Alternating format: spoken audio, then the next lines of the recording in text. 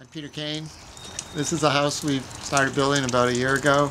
It's a little bit unique in that it's designed to be extremely energy efficient. Hopefully it will result in a house that basically generates the same amount of energy as it'll use throughout the year. It's called a zero net annual energy house. So those 4 panels on the roof heat water. They're called flat plate collectors. Surrounding these 4 panels will be 28 evergreen solar photovoltaic panels which generate electricity.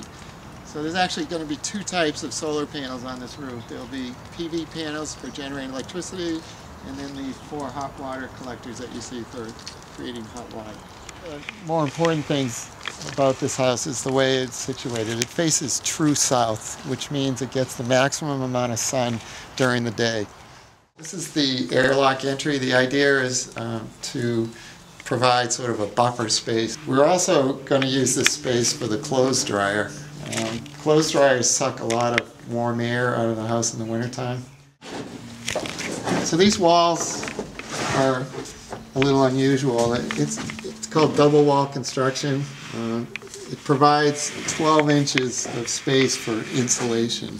So it's a little more than double what a typical house would have for insulation. We put the rooms that we really use a lot on the south side, so we'll get a lot of natural light and passive solar gain from all the glass on the south side.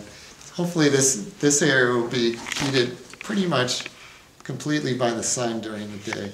Another thing that's a little unusual about this house are the windows. These are fiberglass triple pane windows from Thermotech up in Canada. There's actually 2 different types of glass. The glass on the south side is designed to allow more of the sun's rays to come into the house. The windows on the north, east, and west side actually block more of the sun, but they also insulate better, so they keep heat from escaping. So this is the 328-gallon water tank that stores the hot water that's heated by those 4 panels up on the roof. The water gets pulled from the bottom of the tank where it's the coldest, gets pumped up through these pipes to the collector on the roof, and then drains back down and enters the tank again at the top. So the water at the top of the tank will be hottest, the water at the bottom of the tank will be the coolest. And there's 2 coils, copper coils. I believe they're 80 feet long. One is for heating the domestic hot water, and the other is going to be used for helping to heat the house with a radiant floor heating system. I would guess it's about 10 to 15% more expensive to build a house like this. But I think our energy costs, annual energy costs, will be way less than a conventional house. Also, there's all kinds of incentives out there now for putting up solar panels. There's federal tax credits up to $3,000 for each system. For the PV system, there's rebates from the state of Massachusetts. There also are what they call solar renewable energy credits, where basically the state pays you for electricity that you generate using solar panels.